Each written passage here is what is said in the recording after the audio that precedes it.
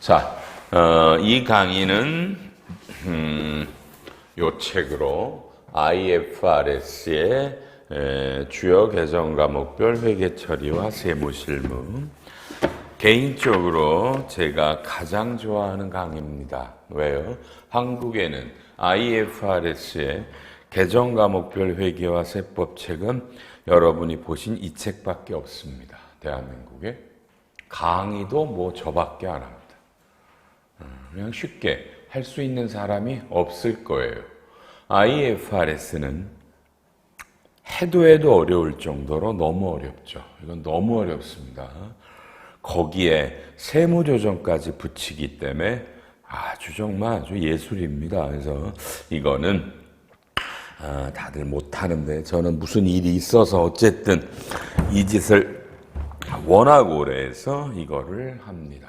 그리고 이 강의는 IFRS 하시는 분들이 엄청나게 보죠. 많이 봅니다. 힘들 거예요.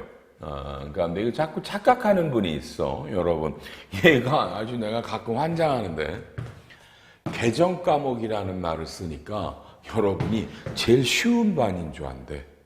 제 말이 이해돼요? 재무상태표 손익계산서에 개정 과목이 뭘 뜻하나를 설명하는 반이네.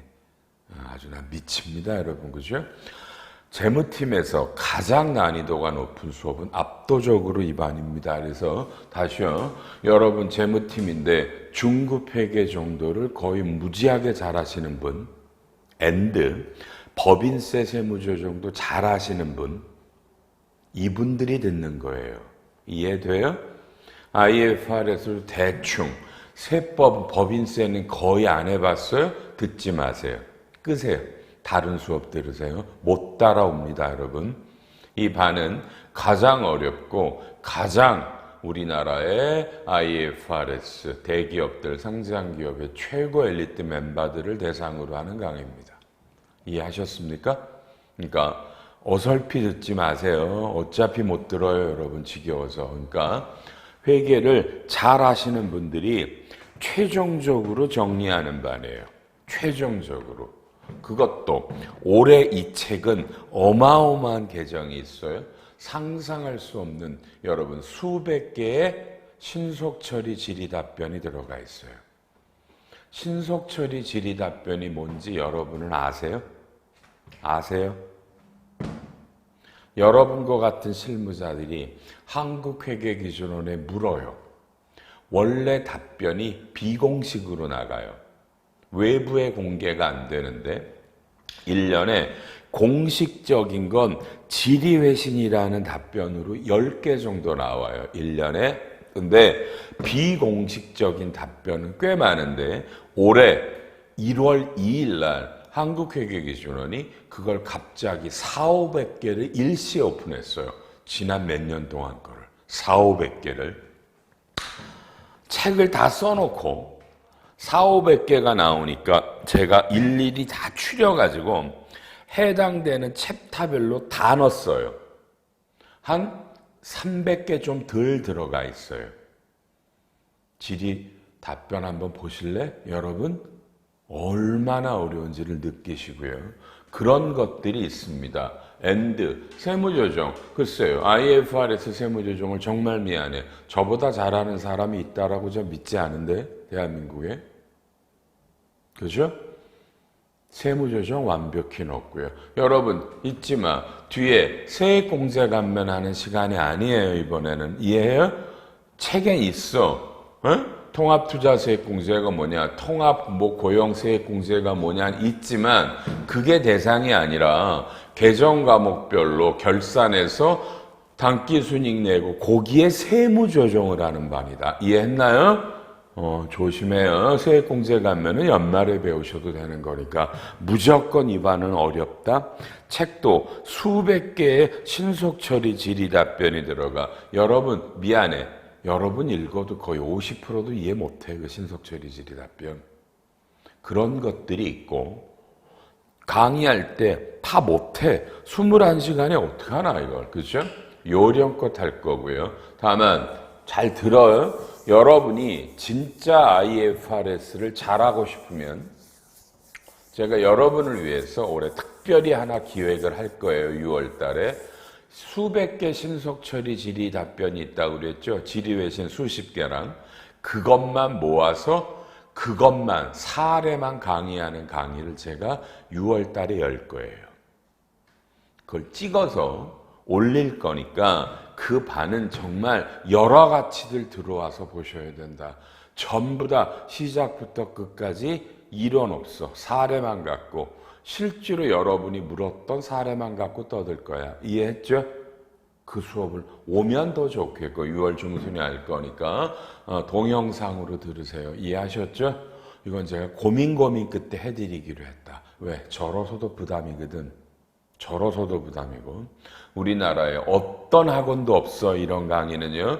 그렇죠? 그러니 이 강의는 이 책으로 하는 강의는 제가 다른 학원도 가서 해. 다른 사람이 못 한다니까 이 강의를. 다른 학원들도 여러분이 알만한 학원도 다 제가 가서 해. 다만 그 질의 회신 신속 처리 답변으로 하는 건 어렵죠. 그걸 16시간 동안 띄워드릴 거니까 그거 들어요. 알았죠? 여러분 IFRS가 확연히 달라지겠지?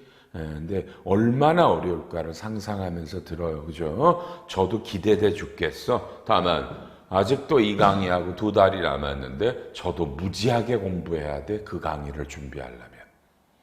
제가 지금 읽어도 저도 절반 이상 잘 모르겠어. 답을. 그 강의를 해드릴 거니까 알았나요? 이런 것들을 합니다. 첫째 시간은 17페이지부터 여러분 궁금하잖아. 올해는 뭐가 바뀌었나요? 첫째 시간은 세법을 해드릴 건데 연필 붙잡고 맨 위에 여러분 법인세법은 작년 12월 말에 공포했다. 알았죠? 법은요. 시행령은 올해 2월 28일인데 시행규칙이 여러분 23년 땡땡이죠. 그죠? 땡땡이지. 왜냐하면 시행규칙이 늦게 공포되니까 어쩔 수 없이 책을 먼저 찍었어. 연필로 쓴다. 시행규칙은 2023년 3월 20일 날 공포됩니다. 3월 20일입니다. 알았죠? 3월 20일이에요. 3월 20일 공포됐고요. 이따 조특법 할 때는 또 하나의 얘기를 또 합니다. 일단 자 1번 연결납세 제도를 확대하는데 왼쪽에 보면 이제까지는 여러분 회사가 다른 회사를 뭐라고 돼 있나? 완전 지배할 때 쉽게 말하면 여러분이 다른 회사를 100% 갖고 있을 때만 연결납세를 했었어요. 이해되죠? 모회사에서 합쳐세금 내는데 오른쪽에 가니까 90% 이상으로 완화시켰어요. 이러면 몇 개라도 늘어나는 대상이 있겠지 여러분, 그지? 100%가 90%니까 요건 연결납세 제도를 확대하겠다. 다만 빨리 항상 세법 바뀌면 뭐야? 세법 바뀌면 그렇죠? 자, 적용 시기가 2023년 4년이니까 그죠? 올해가 아니죠? 올해가 아닙니다. 올해가 아닙니다. 내년부터 합니다. 내년부터 합니다. 자, 그리고요. 다음 페이지 가로 2번에 뭐 연결 요런 건 별로 안 해도 되고요. 뭐 결손법인의 결손금을 공제한다 뭐다 이런 건데요. 다만 여러분 재밌을 것 같아요. 봐요. 개정의 2번을 볼게요. 연결자회사 개별 귀속액이 0보다 적으면 그렇죠? 이럴 때 납부 규정이다. 보세요. 뭐예요? 연결자회사가 개별 귀속액이 0보다 적다라는 건 자 빨리 봐봐요. 자회사가 뭐야? 결손 났다는 얘기 아니겠어? 그죠? 결손이 났어. 칠판 보실까? 자, A가 B를 100% 갖고 있는데 얘는 이익이 1000억이 났는데 얘는 결손이 100억이 나면 연결납세를 하면 A가 뭐야? A가 그죠? 900억으로 그죠? 900억으로 하실 거 아니야. 900억으로. 그죠? 그러면 A는 100억에 대한 세금보다 이 결손이 네팅되면서 세금을 적게 낼 거 아니야. 그렇잖아? 그럼 B로서는 뭐야? 연결납세가 아니면 얘가 나옴에 이익이 나면 이 100억이 2월 결성금 공제가 될 텐데, 그죠? 2월 결성금 공제는 아이고 감사합니다. 감사합니다. 감사합니다. 2월 결성금 공제를 못 받으니까 억울하잖아. 맞나? 그러면 A가 B한테 이 100억에 대한 세금에 해당액을 줘란 얘기야.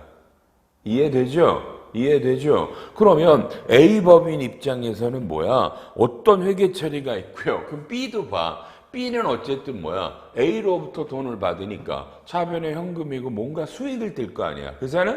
그지? 그건 입금불산입니다. 이해하시겠죠?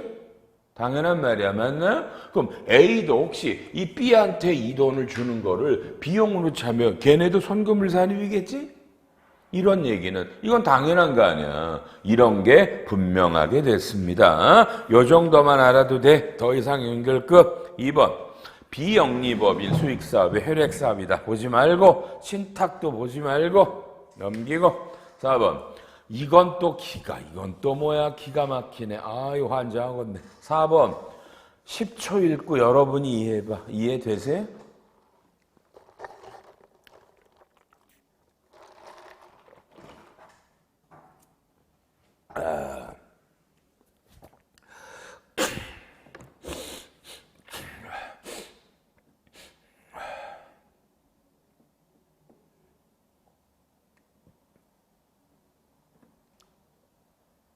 이야, 죽인다.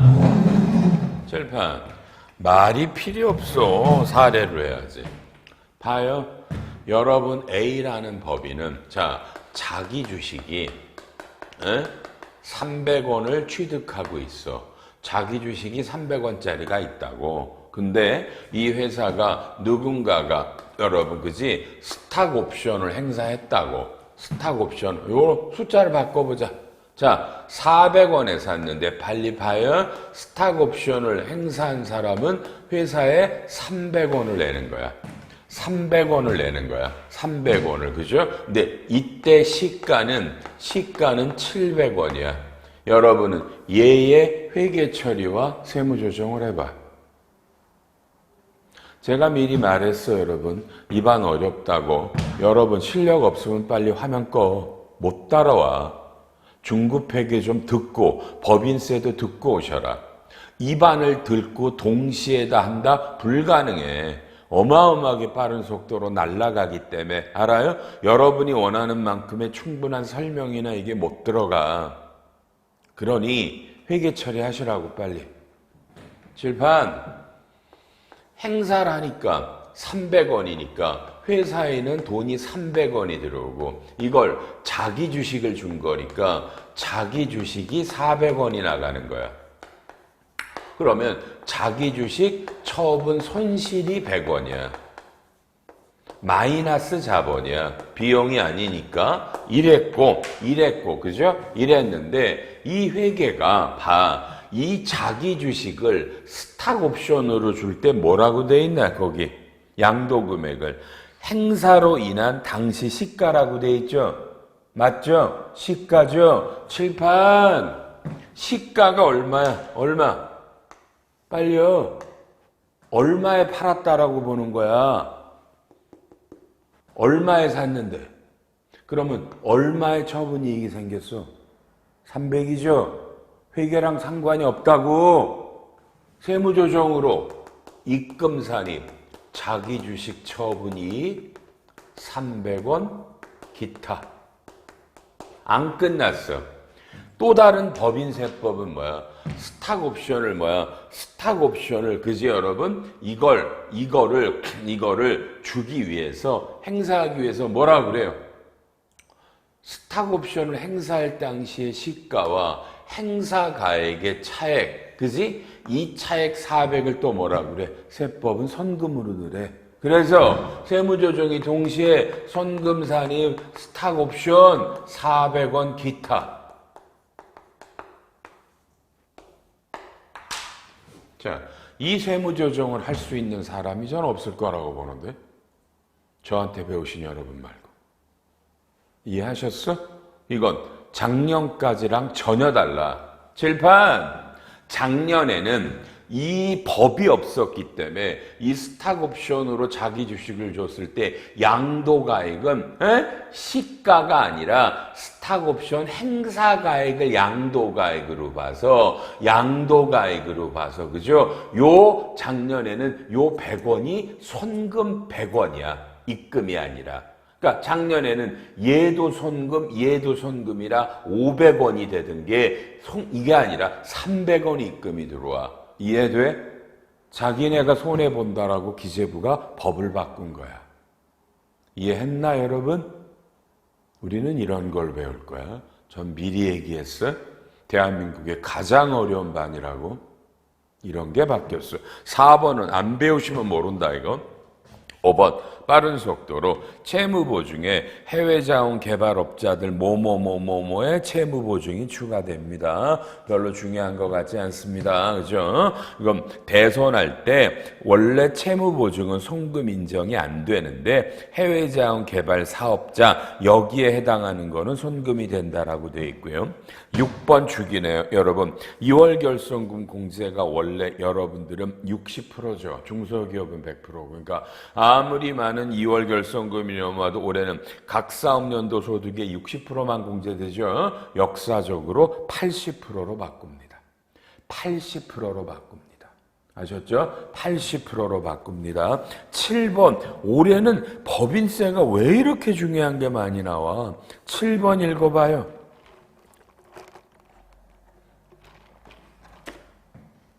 아이고.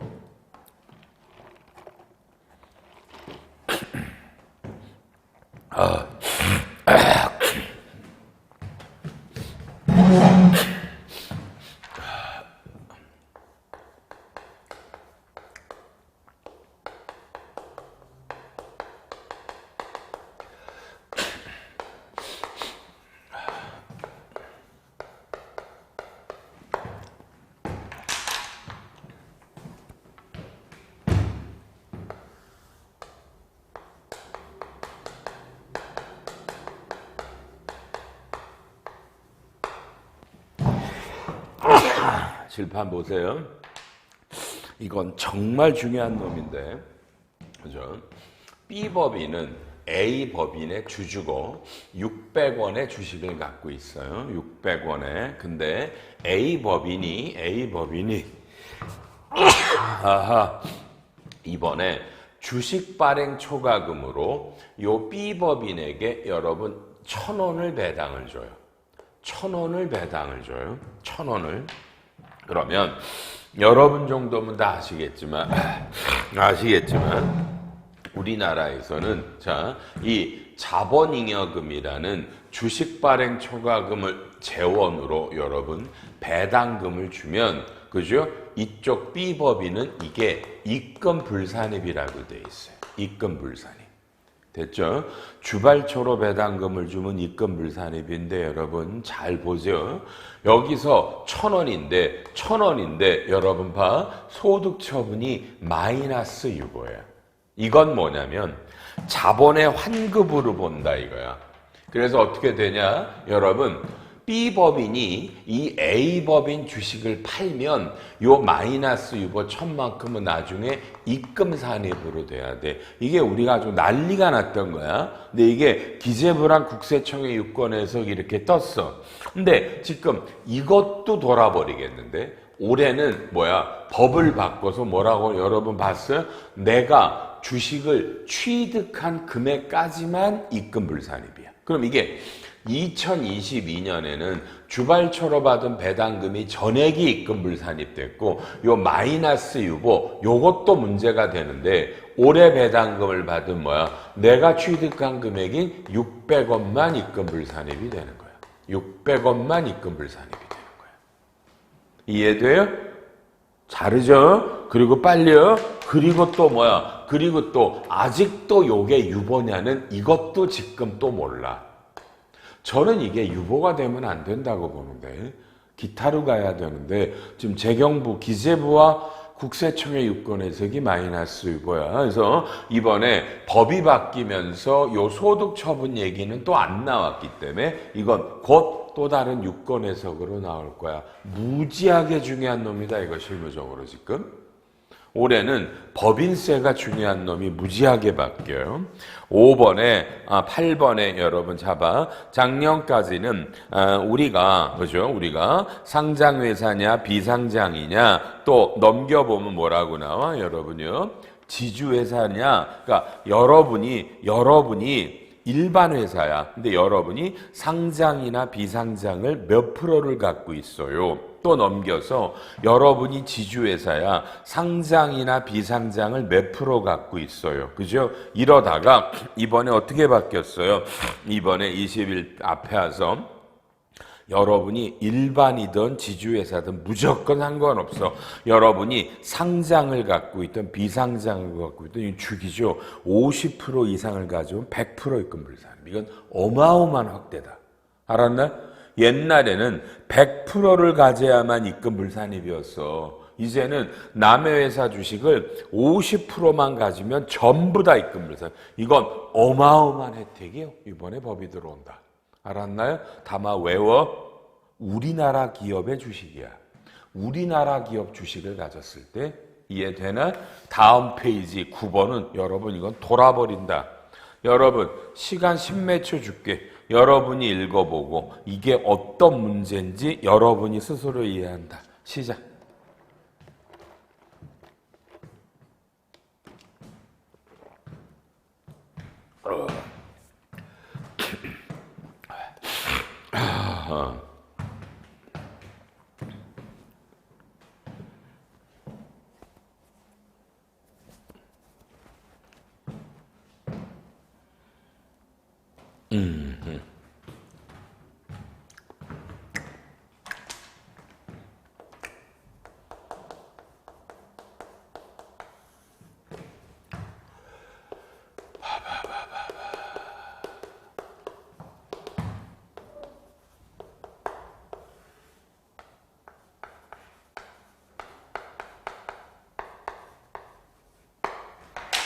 어려울 테니까 잡습니다.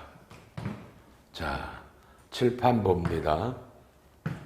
첫째, 작년까지 저에게 배우시면 이런 걸 집요하게 배우죠. 여러분이 프랑스에 100% 출자한 현지 법인이 있다. 이 프랑스에 있는 현지 법인이 이익이 많이 나서 우리나라 법인에게 배당금을 준다. 10억을 준다. 그러면 한국과 프랑스 간에 환불 조세조약에 따라 여러분 배당금은 10% 제한세율로 원천징수가 된다. 그래서 프랑스가 1억을 띄고 우리한테 9억을 줘. 그러면 여러분은 회계 처리가 현금이 9억이 들어오고 대변에 배당금 수익은 10억이고 요 원천세가 절대 선납이 아니라 법인세 비용으로 들어오고 1억이고 요 놈을 선금 불산입을 하고 그리고 이놈을 외국 납부 세액공제를 받아 이런 걸 우리는 직접 외국 납부 세액공제라고 불러. 그리고 또 이 배당은 간접 외국 납부 세액공제라는 개념이 있어. 간접. 그래서 베트남이란다. 프랑스가 이 배당금을 줄 때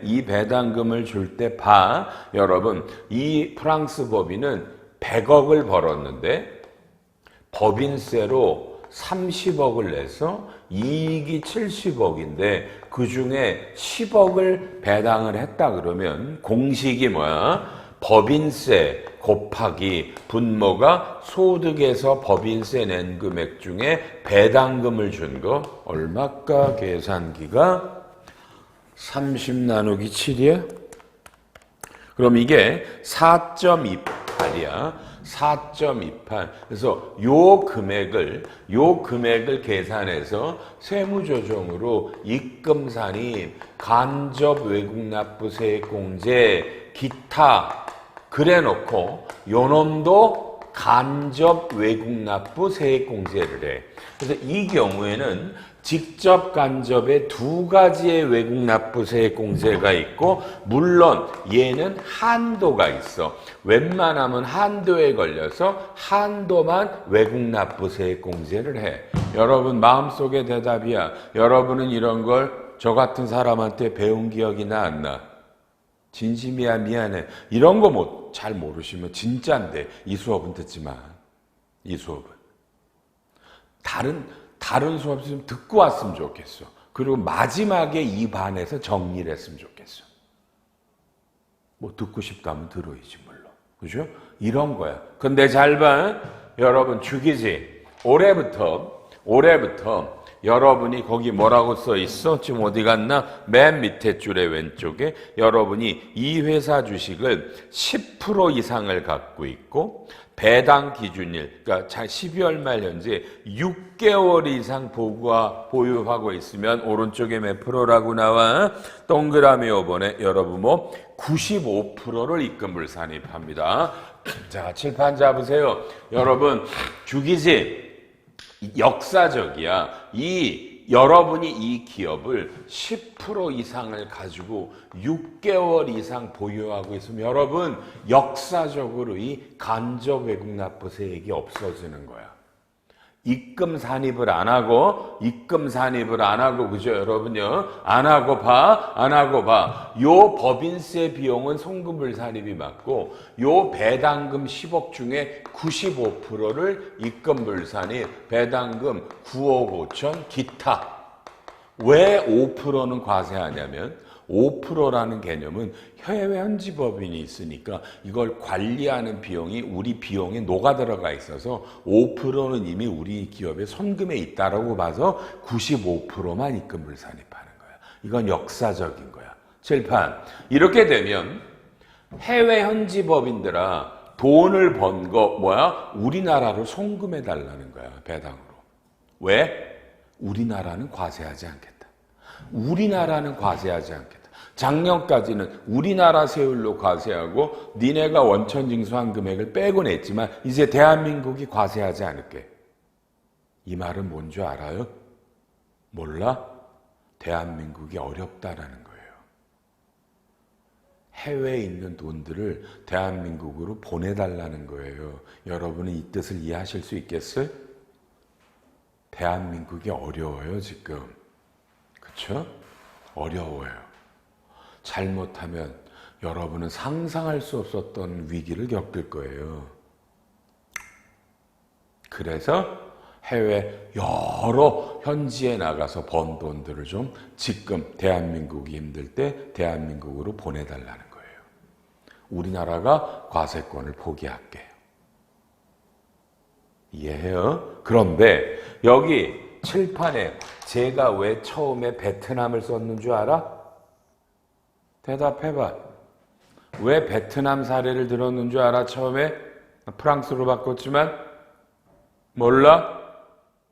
베트남은 우리나라랑 조세조약은 10%를 띄는데 조세조약은 그 나라 베트남 세법에 따라 외국 애들이 투자해서 지네 나라로 배당금을 송금할 때 베트남 국내 세법으로 원천 징수를 안 해요. 해외 투자를 촉진하기 위해서. 그래서 베트남이 투자라면 아무런 세금도 없고 그냥 이 금액이 다 들어온다고. 그런데 여기에 95%면 이제 세금 10%도 안 낸 거지. 이런 것까지 배우세요. 어떤 세무사님이 전화 와서 이런 걸 막 묻는데, 그치? 근데 또 헷갈리려. 여러분, 베트남은 세금을 안 떼었지? 그지? 그러면 법의 용어에 보면 또 간주 외국납부세액이라는 게 있어. 근데 이걸 받으면 안 되는 거야. 이런 것들 공부하신 분들은 알고요. 이런 겁니다. 이건 정말 역사적인 중요한 놈이 개정됐습니다. 이해하겠습니까? 그럼 대답. 작년에 배당금 받아오면 결론이 바보가 된 거지. 그지? 바보지? 오래 받았어야지. 특히 베트남, 우리 거래처 중에 하나가 작년에 베트남에서 5억의 배당금을 받았어. 그쪽에서 세금은 안 떼었지만 5억이니까 뭐야? 그죠? 우리나라 22% 세금은 냈을 거 아니야. 맞나? 올해 받았으면 95%가 입금불산입인데 세금 없었는데. 그래서 내가 그 재무팀장한테 뭐라고 그랬어? 그래서 개정세법을 미리 보는 겁니다. 그랬어. 개정세법은 7월에 나오잖아. 아니, 그러면 어떻게 했겠어? 설령 상반기에 배당금이 와도 뭔가 주청 서류를 꾸며서 그냥 저 같으면 대여금으로 받았을 거야. 돈은 들어왔으니까. 이해돼? 대여금으로 회계 처리하고 올해 와서 다시 그 돈을 갚고 다시 배당금 정식 절차로, 물론 이건 편법이고 불법이기에 다만 그런 예로 하나 되는 거다. 이해했나? 여러분이 왜 7, 8월에 내년에 바뀌는 개정세법을 공부하는지를 이해하신 거예요. 이해하시길 바라고. 이건 역사적인 세법 개정입니다. 너무너무 중요하고요. 10번 기부금 명칭이 바뀝니다. 옛날에 법정 지정을 특례 지정으로 바뀌고요. 접대비 명칭도 기업 업무 추진비인데 이건 2024년입니다. 12번 필요 없고 13번 안 합니다. 보험회사는 여러분 어려워서 안 합니다. 안 하고 28번, 14번 부동산 임대는 뭐 적격 분할로 안 본다 맞고요. 15번 필요 없고요. 유도 16번도 필요 없고요. 17번 상장법인도 뭐 이거느냐 시가를 원래 거래가고 경영권을 수반할 때 할증하는데 봐요. 17번의 오른쪽에 보면 경영권 이전할 때 20%를 할증 적용하는데 해당 주식이 상징령 53조 8에 해당하는 주식은 할증입니다. 이건 하나 잡아놔. 여러분 상증법에서 20%를 할증을 하는데 중소기업은 예외거든요. 여러분은 상장이면 이게 제일 약하지 이런 걸 안 해봤을 테니까. 상속세법 평가 등을 하면서 그렇죠? 또 여기서도 상장 주식이라도 뭐야? 경영권이 넘어가면 20%를 할증해. 근데 그게 중소기업은 안 하거든 할증을. 근데 오른쪽에 보면 뭐야? 중견기업도 안 해. 근데 여러분이 아는 중견이 아니지. 직전 3년 평균 매출액이 3천억이 아니라 5천억 미만이야. 이건 다른 법이에요. 그러니까 이런 것도 알아나 너무 어렵겠네 이 말은. 18번 안 해도 되겠고요. 19번 역사적인 거죠. 뭐죠 여러분요? 역사적입니다. 우리나라 법인세가 여야가 너무나 지독하게 싸우다가 합의된 게 기존의 세율을 구간별로 1%씩이나 됩니다. 1%씩이나 됩니다. 제가 이건 뭐 어마어마하게 개인적으로 창피하다. 이런 나라 사는 게 이 정도로 얘기했던 건이야. 어쨌든 여러분 1%씩 줄어듭니다. 아셨죠? 올해부터 법인세 세율이 이게 바뀌면 여러분 이연 법인세 세율이 바뀐다. 에브리바디 대답. 여러분 2022년 이연 법인세 잡을 때 평균 법인세 세율 몇 프로로 걸었어? 이 대답 못하면 이런 수업 듣지 말고. 작년에 법인세 비용 잡을 때 이연 법인세 걸 때, 이연 법인세 자산부채 걸 때 평균 법인세 세율을 몇 프로로 걸었어?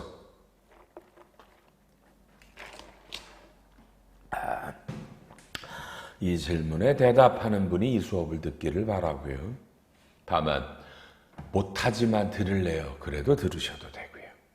다만 분발하시고요. 할 게 많으니까. 아이고 20번에 이것도 어려워. 외국납부세액은 여러분 칠판보면 아까 여기 한도가 있다고 그랬어. 자, 한도가 있는데 이 한도는 올해 못 받으면 이게 10년간 2월에서 내 다음에 추가로 외국납부세 공제를 받는데 이게 국내 원천 비용이 대응되는 것들은 2월이 안 된다고 돼 있어. 그러니 손해보니까 이건 국내 여기 한도 계산할 때 공식이 산출세 곱하기 과표분의 국외 원천 소득인데 여기 대응되는 국내 비용이 있다.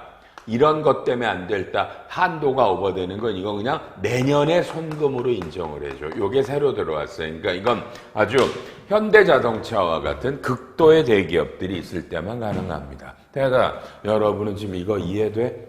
외국납부세 공제할 때 국내 비용이 대응되는 거기 때문에 한도에 뭐 이런 거다. 이런 거 안 해보셨어? 그럼 법인세를 제대로 공부한 게 없는 거지. 그렇죠? 법인세를. 이 반은 최고의 IFRS와 최고의 법인세 강의라는 걸 잊지 마요. 그러니까 한번 들어보는 것도 나쁘진 않겠죠. 와, 내가 생각하는 세상이 아니구나, 야, 여기는. 근데 저런 걸 기본으로 해야 된다는구나. 그렇게 되면 공부하겠지 뭐, 그죠? 국제외교인하고 법인세를 공부하면 되고 아마 충분히 이해하실 수 있는 분들이 이 수업을 들을 거라고 믿고요. 넘기시고요. 21번 이런 거 보는 거 아니고요. 22번 중소기업은 올해부터 50만 원 미만이면 중간 연합 안 합니다. P2P라는 게 있습니다. 피어2피어가 법인이 받는 게 25%가 24%로 원천 세율이 이해됐고요. 23 보지 말고 그냥 제목만 보면 비거주자나 여러분 외국 법인이 우리나라 국채나 통한증권을 사면 이건 이자를 비과세 돼. 이것도 이해돼요? 우리나라가 어려워서 외국이나 외국 법인들아 우리나라가 발행한 국채를 사달라는 거야 지금. 이해돼? 나라가 돈이 없어서 이자 원천징수 안 할게. 이자 안 뛸게. 이해돼요? 비과세야. 한국이 돈이 없다는 사실을 좀 이해했으면 좋겠는데 그런 것들을 국민한테는 불안하니까 얘기를 못하고 세법에서 이런 식으로 바꿔놓고 외국에 유보된 돈들을 한국으로 갖고 와주라. 외국이나 우리나라 국채 좀 사주라. 이자 세금 안 띄게. 이런 식으로 법을 바꾸는 겁니다. 좀 느끼십니까? 우리나라가 어렵다라는 거를. 25 안 봐도 되고 26 필요 없고 27 가상자산은 뭐 그냥 어쨌든 가상자산 거래 내역은 사업자별로 이걸 뭐 내랍니다. 과세는 뭐 개인은 2025년이지만 법인은 말이죠. 법인들이 가상자산을 거래하면 플러스냐 마이너스냐는 그건 당연히 익송금이니까 과세가 되잖아. 여러분이 가상자산 과세가 2025년으로 바뀌었다라는 건 뭐야? 여러분 그지? 그건 소득세법이고 법인이 가상자산을 거래해서 이익 남은 수익이고 손해 남은 송금이잖아. 이건 법인세를 당연히 내는 거고요. 그래서 그 가상자산 사업자들더러 이런 것들이 어떤 거래 내용을 국세청에다 내달라는 거야. 알았죠? 이걸 세금을 내나 확인하게. 28 보지 말고 29 보지 말고 30 필요 31. 여러분 역사적이죠? 정기예금 이자가 1.2가 2.9로 올라갔습니다. 2.9%로 올라갔습니다. 올라갔고요. 그 다음에 32페이지에 해외 채권이 우리가 수출했을 때 또 못 받을 때 요거 인증하는 기관에 여러분요. 해외 채권 추심 기관이 들어옵니다. 해외 채권 추심 기관이 그 회사가 망했기 때문에 니네가 못 받겠구나 하면 우리가 수출한 채권을 대손할 수 있습니다. 혹시 수출한 채권이 돈 못 받아본 적이 있나? LC 거래가 아니기 때문에 그래요. 요새는요. 이런 걸 입증해야 대선이 되고요. 3, 4, 3, 5 필요 없고요. 바로 조특법으로 갑니다. 조특법으로 가는데 자 봐요. 조특법도 똑같고요. 법은 작년 12월 말에 공포됐고 2월 28일 날 시행령이고 시행규칙은 역시 3월 20일 날 공포됐는데 맨 위에 여러분 법이 하나 또 나옵니다. 연필로 씁니다. 2023년 4월 11일 날 여러분 또 하나의 조특법이 공포됩니다. 또 하나의 조특법이 공포됐습니다. 책에 있을 거고요. 이따 얘기할 거예요. 반도체 산업 육성안이 하나 떴습니다. 됐죠? 법이 연도 중에 하나 바뀌었습니다. 소득세는 4개가 바뀌었고요. 소득세랑 관련된 건 법인세는 하나만 바뀝니다. 1번 중소기업 감면 연장 중요하지 않고 알뜰주요소도 필요 없고 중견기업도 별 의미가 없고요. 4번 연장되고 모두 했고요. 그렇죠? 뭐 이것도 필요. 반도체 관련 것들이 5번에 좀 지원이 된 거고 중요하지 않고요. 6번은 중요해요. 여러분 6번은 왜 중요해? 작년까지 대부분의 법에 여러분 청년은 몇 살이냐면 29세였죠? 올해 전부 다 34세로 바뀌어요. 특히 여러분에 해당될 수 있다면 왼쪽에 4번째 투자상생협력이라고 나오죠. 이게 미완료 소득이야. 미완료 소득의 청년이 29인데 올해부터는 34세로 바뀝니다. 미완료가. 그리고 원래 34세였던 건 중소기업에 들어가면 소득세 감면해 주는 거랑 이런 거 그렇죠? 창업 중소기업 법인세 감면은 원래 34세였고 넘어가고 그 다음에 뭐 연 7번 필요 없고 8번도 필요 없고 9번도, 10번도, 뭐 10번은 너무 당연한 거야. 출연금은 빼라는 얘기고요. 반도체 계약학과들이다. 반도체 지원이 강화됐고요.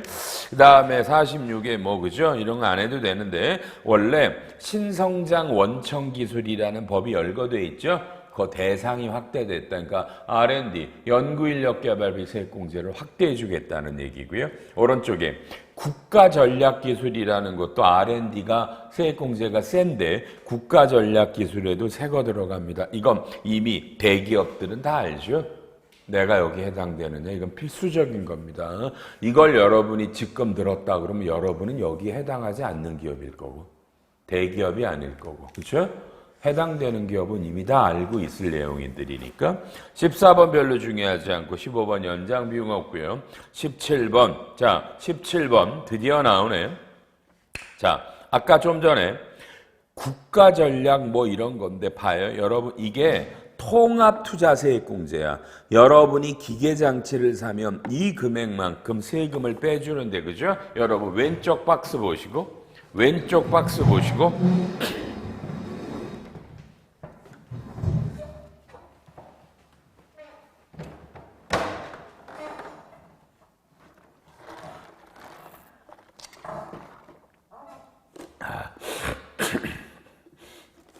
오른쪽에 여러분 일반적인 R&D 중견이 3%가 5%로 바뀌고 신성장이 5가 6으로 가고 국가전략은 대기업이 8로 바뀌어요. 이해돼요?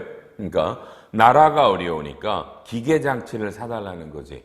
통합투자세액공제가 늘어나는 겁니다. 그런데 밑에 17-1 연필 붙잡고 요게 2023년 4월 11일 날, 오케이? 4월 11일 날 뭐죠? 이게 개정된 법입니다. 개정됐습니다. 공포됐어요. 4월 11일. 올해부터 여러분, 자, 맨 밑에 국가전략기술이 바뀌죠. 쉽게 반도체가 바뀌는 겁니다. 몇 프로로? 왼쪽에는 바뀌어서 88, 16인데 여러분 세상에 15, 15, 25%입니다. 이해되나요?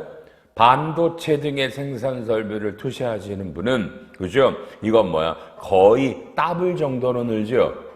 올해 한시적으로 이렇게 하겠다라는 겁니다. 이해하시겠습니까? 그러니까 이게 대통령이 연초에 나와서 얘기했었어요. 그렇죠? 그리고요. 넘겨서 그러니까 이걸 이름을 잘 봐. 오른쪽 3번에 이걸 임시투자세액공제라고 불러요. 그러니까 2023년만 하는 요 놈을 임시투자세액공제라고 부른다고. 같은 법에서. 그래서 대기업 국가전략기술이 늘었고요. 가로 2번 박. 추가공제는 뭐예요? 추가공제는 이 투자증가분에 대해서 10%인데 추가공제분의 한도가 기본공제액 대비 뭐예요? 200%라고 돼 있네요. 여러분 그렇죠? 돼 있죠. 그죠? 여러분요. 왼쪽 맨 위에 종전에 보면 추가공제율은 원래가 일반과 신성장은 3, 국가전략은 4인데 3과 4인데 올해 한해서는 이 추가공제는 전부 다 10%로 올렸어요.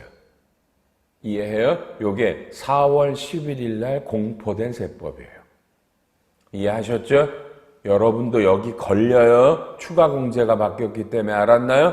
추가 공제가 바뀝니다. 그래서 이건 올해 이해하실 것 같고요. 그렇죠? 어쩔 수 없죠. 나라가 어렵다. 특히 반도체가 흔들린다. 반도체가 흔들리면 이 나라가 위태로워서 이걸 세액 공제를 해주겠다라는 겁니다. 이건 지금의 야당도 반대할 수가 없잖아요. 나라가 어려우니까. 그렇죠? 아무리 대기업을 위한 데서 이건 역사적인 게 바뀌었습니다. 여러분요. 이해해 주십시오. 우와. 자, 그래 놓고 이제 나머지 뭐 18번 이런 거. 19번은요. 여러분, 19번은 OTT가 바뀝니다. OTT 아시죠? 넷플릭스 같은 거. 그러니까 정해진 시간에 나오는 게 아니라 내가 원할 때 볼 수 있는 온라인 동영상이죠. 이게 제작 비용이 되니까 세액 공제가 됩니다. 다만 넷플릭스를 제외한 모든 OTT 제작업자들이 지금 천문학적 결손이 난다고 그러네요. 수익이 안 나니까. 그렇죠? 그러니까 결손인데 뭐 이런 세액공제를 해줘야 뭐 하겠나? 잘 모르겠고요. 어쨌든 OTT 제작 비용이 월요일부터 되고, 다음에 에너지 절약 시설이라는 게 있습니다. 이 에너지 절약 시설은 여러분 그죠? 내용 연수를 50%, 중소중견은 75%로 후려쳐서 이걸 신고 조정으로 손금 산입이 됩니다. 그러니까 감가상각을 손금 산입해서 세무조정으로 넣어주겠다라는 얘기고요. 22번 통합고용세 공제가 됩니다. 우리가 그동안 무지하게 오랫동안 받아왔던 2028년부터 받아왔던 통합고용증대세 공제는 조특법 29의 7이에요. 근데 이번에 29에 여러분 8을 만들었어요. 그래가지고 봐요. 왼쪽에 고용증대세액공제 밑에 사회보험료 세액공제 넘겨서 경력단절 여성, 정규직 전환, 육아휴직자 보직, 복귀자 맞죠? 5개 있었죠? 이 5개를 다 죽이는 겁니다. 이해했나요? 5개를 죽이고 오른쪽에 그냥 통합고용세액공제의 기본공제라는 걸로 묻어버리는데 잘 봐. 일단 여러분 시커먼 음영이 중소기업이 850, 950, 1450, 1550이죠. 왼쪽을 봐요. 원래는 700, 770, 1100, 1200이 늘었죠. 그죠? 늘었어요. 고용세액공제가 늘었고요. 그 다음에가 맨 오른쪽 끝 밑에 60세 이상 밑에 경력단절 여성이 들어가 있죠. 근데 왼쪽에 보면 장애인 60세에 경력단절 여성이 없죠. 왼쪽에 맨 밑에 넘겨서 다음에 3번에 경력단절 여성 세액공제 29조의 3을 요 29의 8이라는 거에 기본공제에 들어간 거야. 이해해요? 경력단절 여성 세액공제를 죽여버리고, 그러니까 중소기업의 혜택이 늘어나는 거예요. 중견 대기업은 안 늘고요. 그렇죠?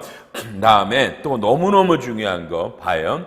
54 맨 위에 청년의 연령 범위가 죽이죠. 뭐라고 되어 있나요? 여러분 34세. 왼쪽 박스 밑에는 20세. 이건 정말 죽이는 거야. 청년이 작년까지 고용증대세액공제에 해당이 되는 청년은 만 29세예요. 군복무 기간을 가산하지만. 이해해요? 근데 올해부터 몇 살이라고요? 34세. 어마어마한 게 바뀐 거예요. 그리고 중소기업은 공제금액이 바뀌었고요.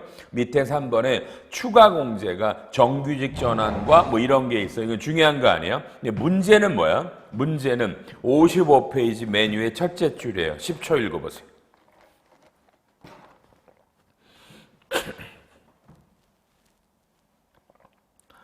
올해와 내년은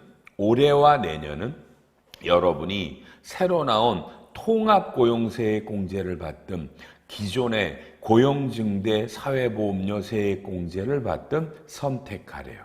그러니까 다시 왼쪽 박스에 3, 4, 5는 없어지는 거야.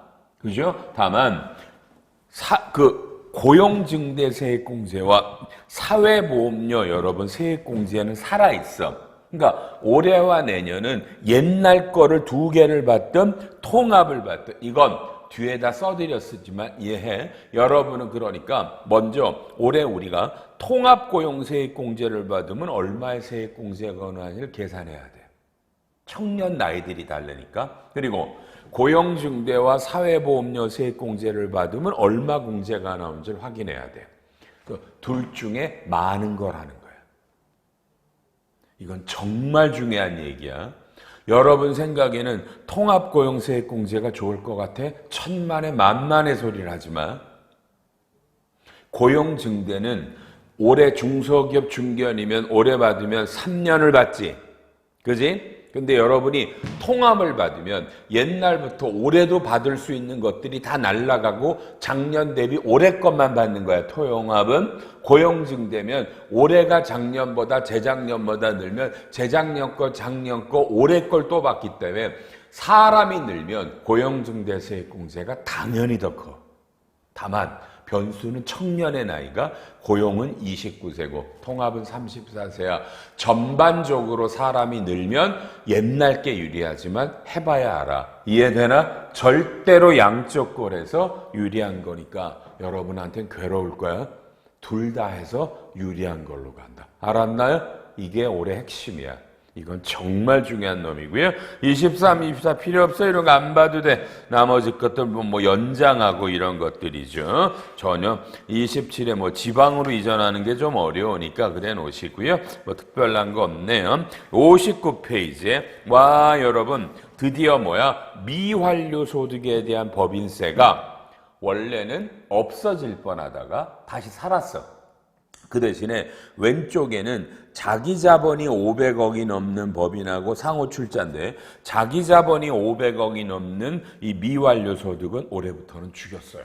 상호 출자 제한 기업 집단에 속하는 법인만 되는 거야. 2025년까지. 그럼 여러분이 반드시 물어보고 싶어. 회계사님, 저희는 작년에 자기 자본이 500억이 넘어서 미완료 소득에 걸었고, 그렇죠? 그리고 작년에 미완료 때문에 차기완료 적립금을 적립했는데 올해 이게 날라가면 차기완료 적립금의 사후 관리는 필요 없나요? 천만의 만만의 말씀을. 2022, 2021에 차기완료 적립금을 적립한 사후 팔로업은 당연히 한다. 안 쓰면 당연히 추가 과세고 아셨죠?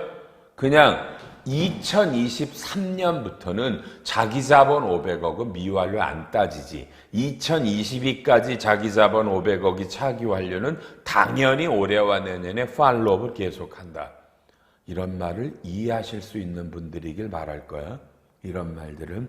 제일 중요한 건 맨 밑에 이것도 청년이 왼쪽에는 24세고 올해부터는 34세야. 답이 숫자가 바뀔 거고 위에 2번, 3번은 여러분 어려워. 이건 좀 어려워. 여러분이 한번 읽어보시고요. 어렵다. 36. 상용근로. 우리가 간이지급 명세서라는 거를 내게 돼 있거든. 그렇죠. 그래서 요 중에 봐봐요. 상시 근로자 20인 이하 소규모 사업자의 이런 사람들 대리인이 그냥 조금 해서 그렇죠. 참 이거 이게 잘못 봐. 여러분 이게 가로 2번에 기재된 상용 근로자 여러분 책에도 1인당 20만 원이라고 써 있어요. 미친 것 같아요. 200원인데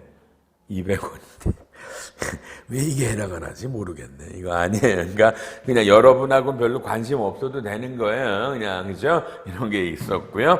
오른쪽 37, 8 그다음에 필요 없고요. 다른 거 없는데 자, 자잘한 것 많아도 그렇고요. 그렇죠? 43번에 문화접대비라는 게 있죠. 문화접대비는 2025년까지는 혜택을 주고요. 그 다음에 64에 신성장 이런 거는 그냥 일반 대기업들의 어떤 범위가 늘어났다는 겁니다. 통합이니까 기계장치 세액공제할 때요. 이런 건 기본으로 기업들이 하는 것들입니다. 자, 넘어가서 올해 개정된 세법. 그렇죠? 여러분, 이 정도면 그렇게 적게 개정된 건 아니에요. 그렇죠? 저특법은 올해 통합고용세액공제라는 걸 어떻게 할 거냐라는 것들. 이런 게 중요하고요. 올해 법인세법에 이런 데들 입금 불산업 이런 것들이 아까 그죠? 우리나라가 처한 입장을 반영하는 건데 이해하고요. 정부 입장에선 대놓고 이런 게 나라가 어려워서 이런 세법을 만들었다고는 못하는 거예요. 다만 나라가 치앞을 내다볼 수 없는 위기에 놓였기 때문에 지금 그죠? 가장 중요한 건 아시죠? 올해 우리나라에 세수가 없어요. 근데 기업들도 안 좋아요. 기업이 안 좋으니까 세수가 줄어요. 기업이 안 좋으니까 투자가 안 되고 사람 안 뽑고요. 안 되니까 소비 위축되고요. 자영업자 안 되고요. 최악의 경우로 가니까 기도해 주시길 바랍니다. 기도해 주시길 바랍니다. 여러분 혹시 아십니까? 제가 지난주부터 피부에 느끼는데 저만 느끼나? 지난주부터 제가 가는 식당마다 저녁이고 간에 사람이 없습니다. 그리고 길이 안 막힙니다. 길이 안 막혀요. 6, 7시에 움직여도 오라? 차가 없어요. 주말에 밖으로 한번 나가봤는데도 차가 없어요. 있을 수 없는 일이에요. 이런 것들이 뭘 뜻하는가? 개인적으로는 우리가 여러분들은 특히나도 저는 IMF도 리먼 브라더스도 겪었지만 그거보다 더한 위기가 올 가능성이 있거든요. 손도 못 대고 당하는. 기도할 수밖에 없어요. 그럼 나라 자체가 붕괴될 거니까. 그런 위기는 맞는데 다만 이 위기를 여러분도 그렇죠. 타개할 사람이 없는 것 같죠. 이 나라가. 우리가 누굴 믿어야 되나 이런 문제들이 생기네요. 여야 국회의원들 지금 저렇게 싸울 때가 아닌 것 같은데 그렇지 않습니까? 그렇죠? 근데 삼성전자가 20년 만에 1, 2, 3월 영업이익이 가장 최악으로 떴고요. SK하이닉스 마찬가지고요. 모든 대기업의 실적이 줄어들고요. 혹시 여러분 현대자동차 실적이 좋아 다 믿지만 작년보다 나빠. 이런 것들이 올해부터 올해 8월 중간 연합부터 내년 3월부터 법인세 세수는 어마어마하게 줄 겁니다. 부가세는 이미 줄고 있고 올해 소득세도 어마무시하게 줄 겁니다. 이제까지는 세수가 늘었죠. 예상보다. 올해부터 어마어마하게 고꾸라집니다. 우리는 이런 걸 최근에 겪어본 적이 없어요. IMF 때도. 이렇게 될 때 이 나라는 누가 어떻게 운영을 하고 어떤 대안이 있죠? 그렇죠? 혹시 여러분 회사는 신입 직원을 뽑든가요? 월급을 많이 올려주시든가요? 그러니까 성과급이 예년만큼 나가시든가요? 아닐 것 같은데. 그렇죠? 그래도 참 해맑죠, 우리 국민들. 일본 가면 다 한국 사람이래. 다만, 그렇죠? 다만 어려운 건 사실입니다. 기도하셔서 다들 그죠? 이게 하나님 부처님한테 기도해서 이 위기가 극복됐으면 하는 바람밖에 없어요. 저는 60이 넘은 놈이고요. 저는 회계사를 올해로 40년 차입니다. 아까 제 이름도 못했죠. 책의 저자고 이양수 회계사고 아이파의 대표 교수입니다. 회계사를 40년 했고 여러분 강의를 33년 했고 국세청의 고위위원을 10년 이상 했고 지금도 공인회계사회에서 법인결산 담당입니다. 저는 움츠리고 살면 되는데 이 수업 듣는 여러분은 그럴 수 없잖아. 그죠? 저는 그래서 이럴 때 공부하자라 그래요. 이럴 때 공부합시다. 이럴 때 공부해서 어떤 위기가 닥쳐도 그죠? 일단 여러분은 그죠? 누구라도 여러분을 찾는 사람이 되면 버티지 않겠나. 그러니까 이 수업 열심히 들으시고요. 또 하나 제가 6월 달에 IFRS의 사례 위주로 하나 띄워드린다라고 그랬죠? 그거는 반드시 들어요. 여러분의 IFRS라는 회계 실력을 처음부터 끝까지 바꿔주는 시간이 될 겁니다. 상상을 초월하게 재밌을 거고 어려울 거니까 알았죠? 그 수업은 꼭 듣길 바랍니다, 여러분요. 다만 이 수업을 따라 듣다가 너무 어려우시면 닫고 다음에 또 들으셔도 되고요. 이해하셨죠? 어쨌든 이런 식으로 앞으로 20시간의 강의를 벼락같이 몰아쳐서 할 겁니다. 첫 번째는 올해 적용되는 개정세법을 했고 다음 시간에 69페이지부터 하겠습니다. 1강 끝!